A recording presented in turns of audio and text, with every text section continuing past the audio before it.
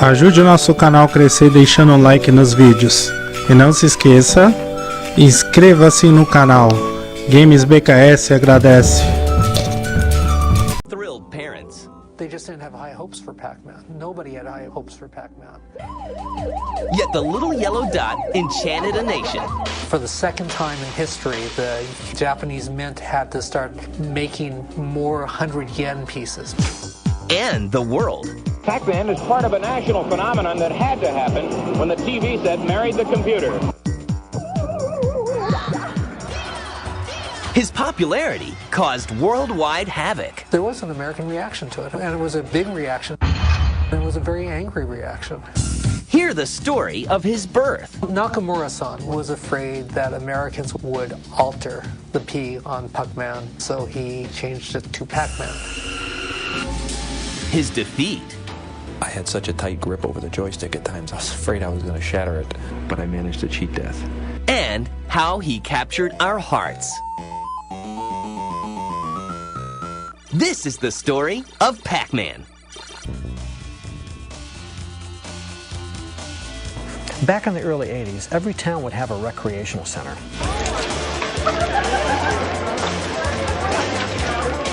There would be pinball games, pool tables, shuffleboard, air hockey, foosball, and then maybe a video game or two. And most people didn't bother to go to the recreation centers in their town until some of the more modern games started coming out. Video games have been out there since about 1972, but they really had no major impact on the public. But all that is about to change with the birth of Pong, a video game that paves the way for the golden age of arcades to officially begin.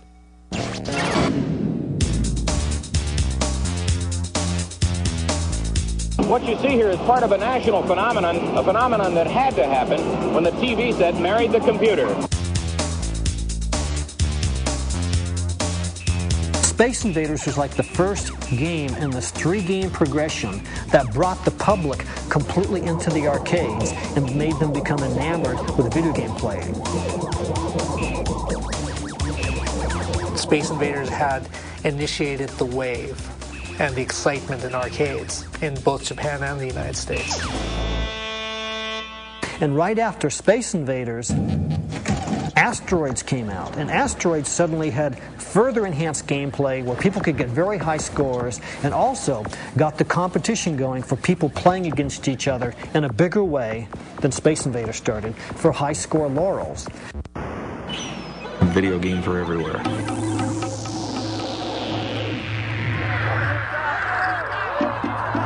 Everybody wanted to go, everybody wanted to play, everybody wanted to be the best. It starts with a quarter. By 1979, the American craze for video games is just beginning.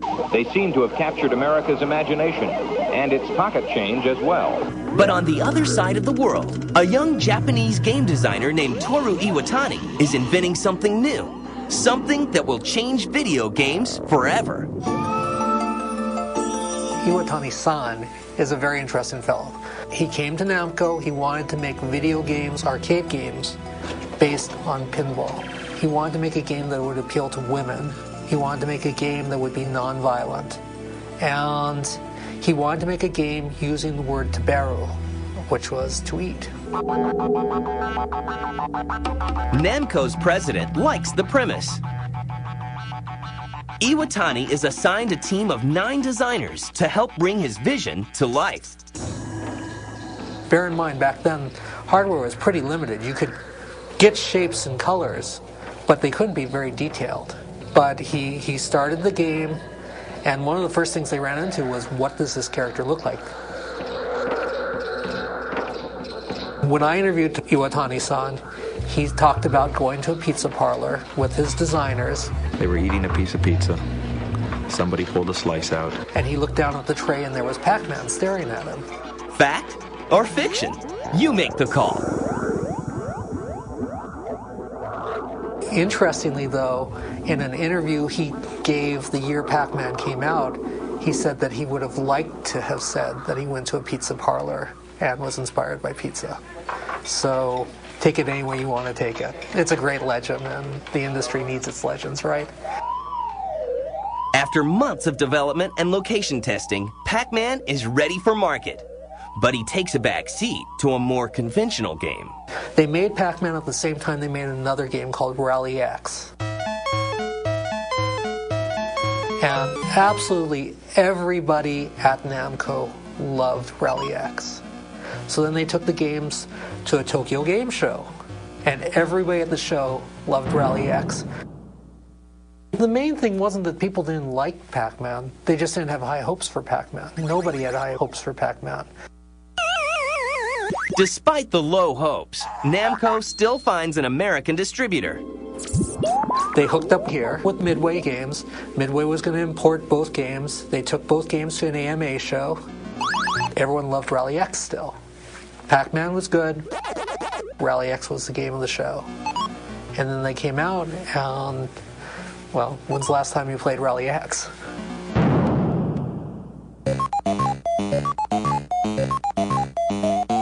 In 1980, Pac Man is released in Japan and instantly develops a feverish following. Pac-Man was a hit right off the bat. It was an immediate success in Japan. For the second time in history, the Japanese mint had to start making more 100 yen pieces because so many 100 yen pieces were sitting in the bellies of Pac Man machines at that time. It had genuinely fascinating and invigorating gameplay so that it could become addictive to the person because it would really lead them into this incredible trial and error process of learning the game, memorizing patterns, or getting to developing your eye-hand coordination, your motor responses, so that you could defeat the game and have a high score. In Japan, the success of Pac-Man leads to some unexpected career changes. Around Tokyo, you'll see lots of vegetable stores. They're mom and pop store, they're all over Tokyo. These people stopped ordering vegetables, cleared out their stores. They'd buy maybe 10 Pac-Man machines, and they'd make a lot of money off of it. Now it's time to release the game in America. Well, with one major exception. It was originally going to be Pac-Man, based on the shape, and Nakamura-san was afraid that Americans with their quote-unquote proclivities towards dirty words would alter the P on Pac-Man, and so he changed it to Pac-Man. With the new name in place, the Vale Midway Company releases Pac Man in October 1980 to a hungry American market. Coming up, Pac-Man Mania. Pac-Man is known as the cute game. What's the object? You have to clear it up. Yes, you have to get all the dots off. A creature gobbles dots while being pursued through maze by monsters. In October 1980, Pac-Man is released in U.S. arcades, and America catches the fever. Oh, I played Pac-Man the moment it arrived at a 7-Eleven just outside of Burley, Idaho. When Pac-Man came out, it caused everybody to fall in love with video games.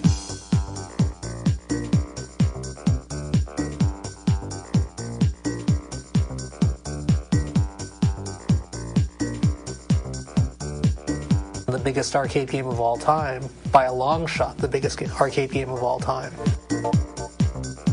In the United States, it caught on. You'd go into any large arcade by mid to late 1980, and you'd see an entire row of Pac-Man machines. And manufacturers have trouble keeping up with the demand. In suburban Franklin Park, you'll find Midway Manufacturing feverishly turning out 350 Pac-Man games every day in 3 different cabinet styles. Remember, we're talking about 1980. We're talking about the beginning of MTV. People are still fascinated. They're fascinated with technology. They're fascinated with video, bright images, music, and the future. Pac-Man brought more people in. People went to arcades specifically looking for Pac-Man. The little yellow guy becomes the media's biggest star. Believe it or not, Pac-Man games are wildly successful. Pac-Man finds himself in some very strange places. They popped up everywhere. I mean, 7-Elevens would carry them. Grocery stores are carrying them. The funny one is that at least one funeral home had a couple of arcade machines in its basement. Pac-Man was so good that it managed to escape the arcade and be a unique item for entertainment that could be found any place, not just an arcade. It was an incredible phenomenon at that time. Suddenly, everyone wants a piece of the Pac-Man pie. Pac-Man was the granddaddy in marketing history of gaming property.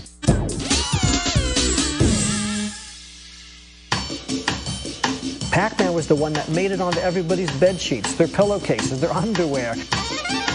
Pac-Man is everywhere. There are Pac-Man cartoons, there's a Pac-Man cereal, Pac-Man lunchboxes, Pac-Man board games. Things they wear on their wrists, things they wear around their neck, things they wear on their feet.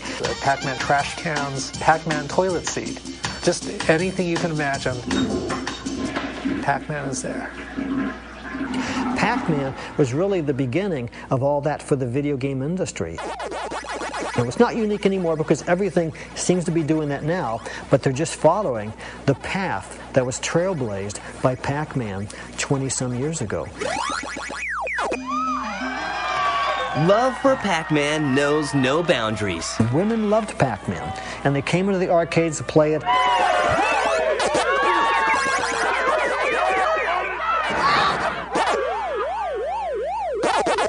But Pac-Man causes mayhem among parents, and he finds himself on the wrong side of the law. Look at the age group that was being attracted to arcades.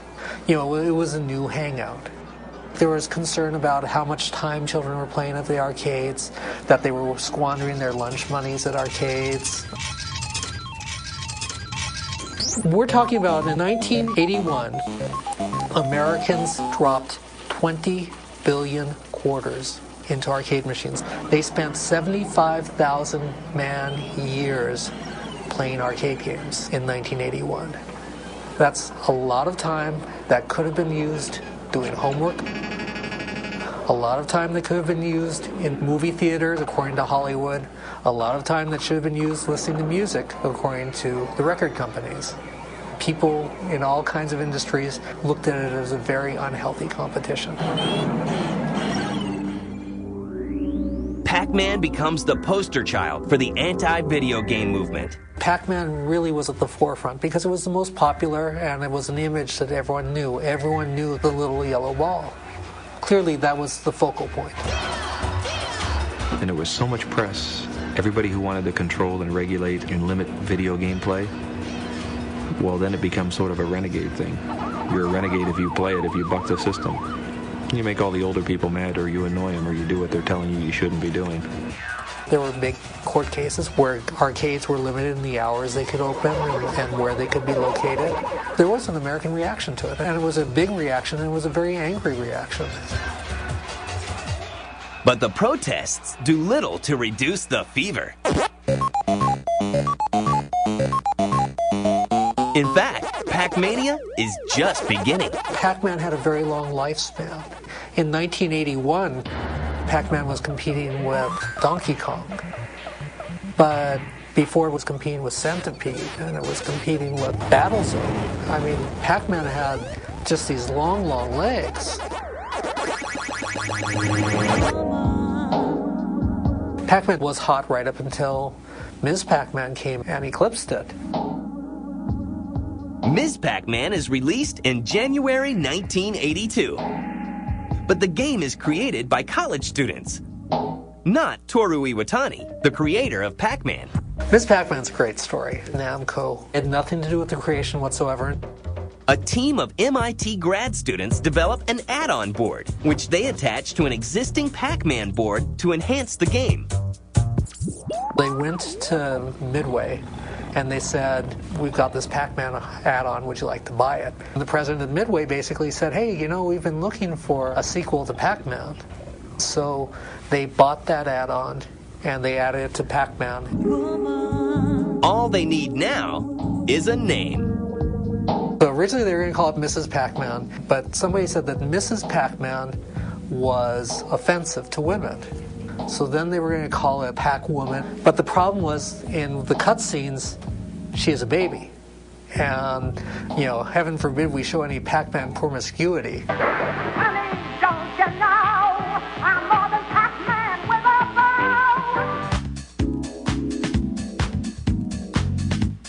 So, a very politically correct Ms. Pac-Man is ready for the arcades. Upon release, she immediately outperforms her predecessor, selling over 115,000 units. But her fame is short-lived.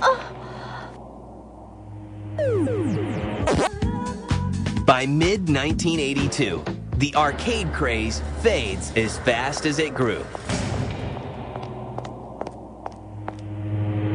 Inevitably, there was a shakeout.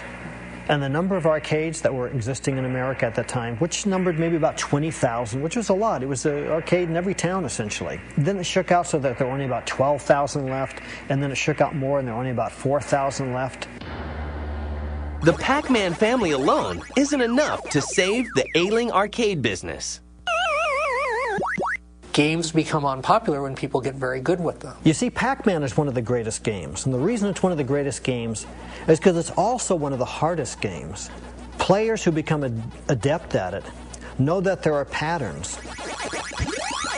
And so now all of a sudden, instead of people playing for 30 seconds, now you have people who can come in, they'll drop a quarter in, and they'll play for an hour, or they'll play for 2 hours, or they'll play until they're just bored and go home. And that all of a sudden makes the arcade business extremely expensive. By this time, the public's attention has already shifted to another technological boom. In the spring of 1982, home versions of popular arcade games are flooding the market. I'd like an Atari 2600 system, please, and everything that goes with everything. You sure want everything? I want everything. Arcade knockoffs did not have to be especially good or especially attractive. They needed to have decent gameplay, and they needed to have the name of the arcade game right on them. But can home consoles save Pac-Man from extinction? In April 1982, anticipation rises for Atari's version of Pac-Man for the VCS. Here comes Pac-Man, biggest game in the history of arcades. People are really excited. The pre-orders are huge. Atari is so sure that this is going to be a hit that they made more copies of Pac-Man than there were active VCSs in people's homes because people would play it, and this would be a huge hit. But the game stunk. The game really, really stunk. The ghosts keep on appearing and disappearing. They didn't move smoothly. Pac-Man didn't move smoothly. The mazes were not the same mazes that you saw in the arcade game. The dots were replaced with dashes. There was just nothing right in it. Despite the lackluster graphics, the public loves having Pac-Man in their homes. And Ms. Pac-Man follows closely behind. This Ms. plays only on the Atari 5200 Super System. Now you're talking.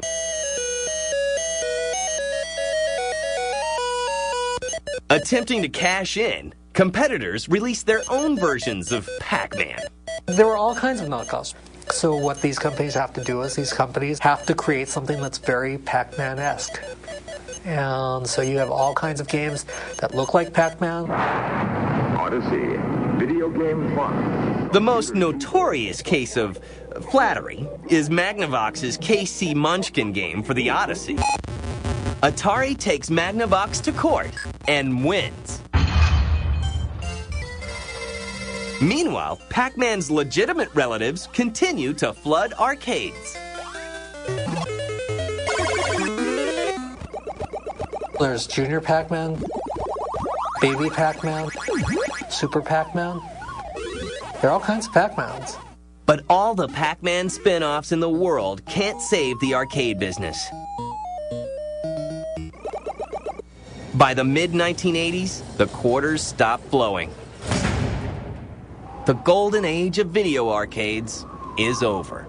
Yet Pac-Man still has his loyal fans.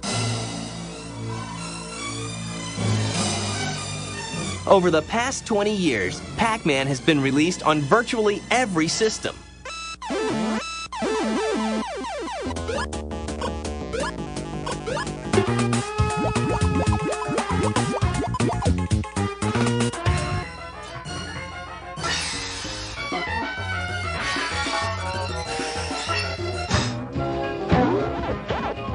And the desire for high scores never wanes.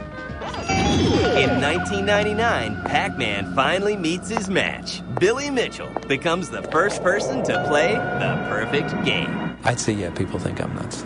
You have to be a little nutty to be this obsessive about something. On July 3rd, 1999, Mitchell, the president of a Florida hot sauce company, walks into New Hampshire's Fun Spot Arcade and slides a quarter into the Pac-Man machine.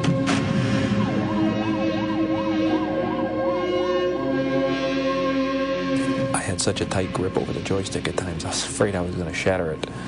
It was for sure the most difficult thing. 6 hours later, Mitchell manages to eat every dot, every ghost, and clear 256 screens. He actually beats the game. 6 hours isn't really any big deal. I could easily do 12 hours. But what about those necessary breaks? You know, when nature calls. The fact is, there's several places where you can hide the man, where you can take a break. There's places where you can hide him for up to 20 minutes. There's one place you can hide him indefinitely. It took a very high degree of knowledge of the game.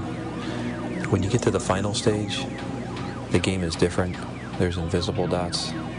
There's dots that are there that you don't get points for. There's dots that are not there that you get points for.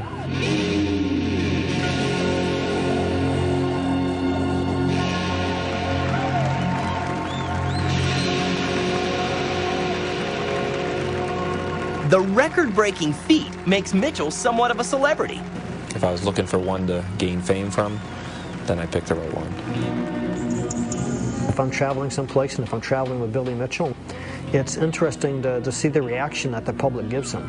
He has this unique persona, and people notice that, even when they don't know that he's Billy Mitchell, the world-famous Pac-Man player. Is he too old to be playing Pac-Man? Maybe. Am I too old to be doing what I do? Probably. For the young or the young at heart, Pac-Man is still evolving and still a blast to play.